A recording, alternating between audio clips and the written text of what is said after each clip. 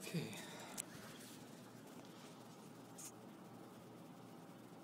Proper support.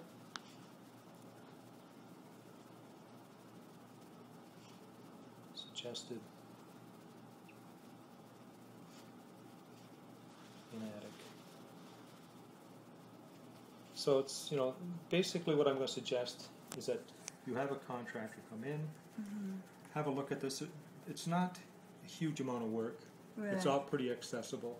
So just make sure that the rafters are supported properly, and they're not going to put undue pressure on the ceiling like these supports will. Right. Okay, by spreading that weight around with a couple of 2x8s maybe together across the joist, and then have these legs sitting on there. Okay. And then this is a very critical point here because you have the ends of this rafter and the end of that rafter coming together. Now this is typical sort of construction for when it was built. They had 2-foot centers on the rafters. Wouldn't be today's code. It was acceptable then. Right. So you just have to make sure that it is now supported properly. And that looks like it was somebody that didn't know what they were doing. Did the work up in here. Okay. You understand where that is? That's right over this area. Purple one? Yeah, maybe over this. There's two different roof lines. You got a steep slope that comes down here, and a less steep slope over this area. So where those two roof lines come together, it's a bit of a critical area because there can be a lot of snow load right on that Okay. area of the roof. Again, let me show you here. Might be easier. Right there. here. Yeah. So it's these two roof lines. Okay. So improve that in the attic in the first year. As far as I can see, the support seems to be there properly for the floor joists. There's no concerns there. They added a couple of columns in the basement. Now they're probably not sitting on proper footings, Okay. so just keep an eye on it. Is all I'm going to suggest. Right. Okay, so just circle footings. Monitor steel columns. They were added later on again, so. Okay.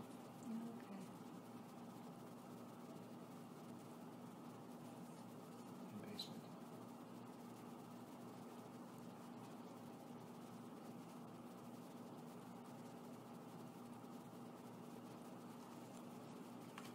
The electrical is a copper line overhead into the house.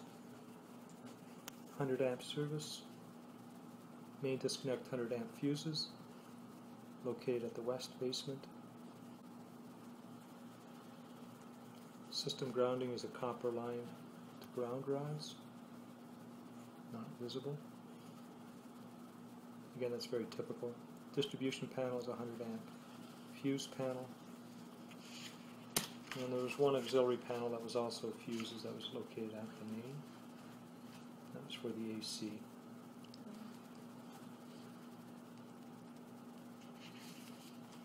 The wiring is copper. Outlets are grounded and ungrounded. Typical number of outlets. And there's a ground fault circuit interrupter in the bathroom. And there's one other one. So, bedroom, I think.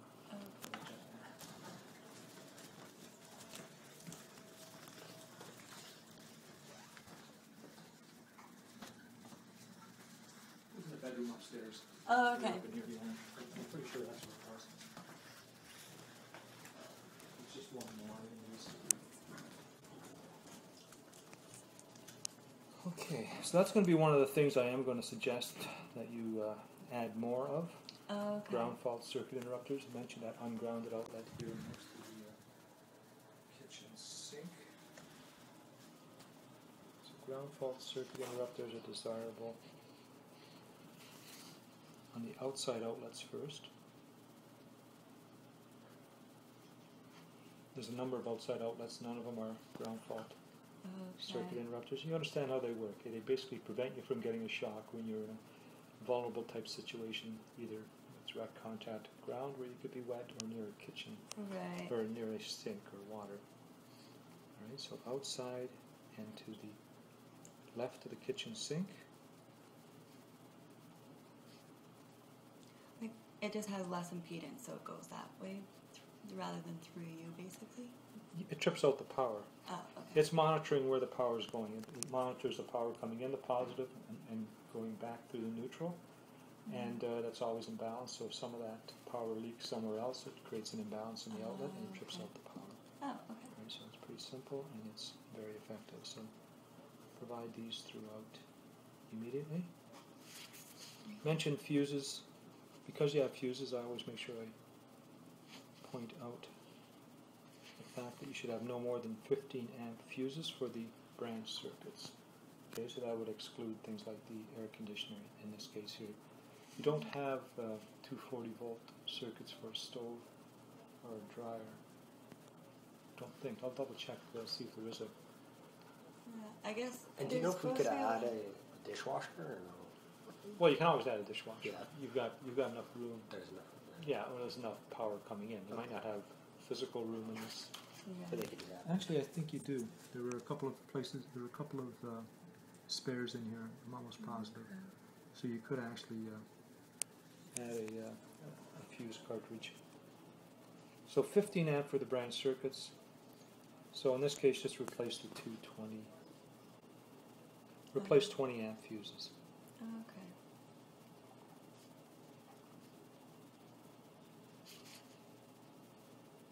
And then just make sure you maintain 15 amp, of course. So improve that in the basement immediately. And again, that wire that was loose in the crawl space, I'll just put a note here to fasten any loose wires.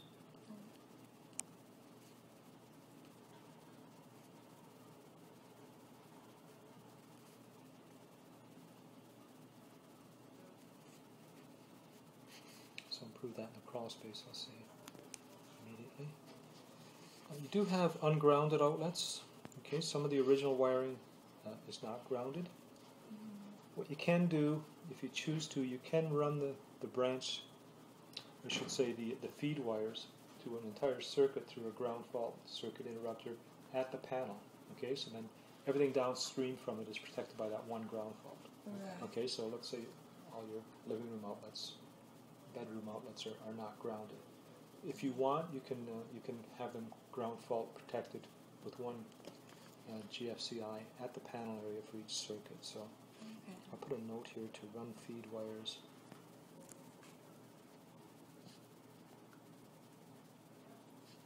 through GFCIs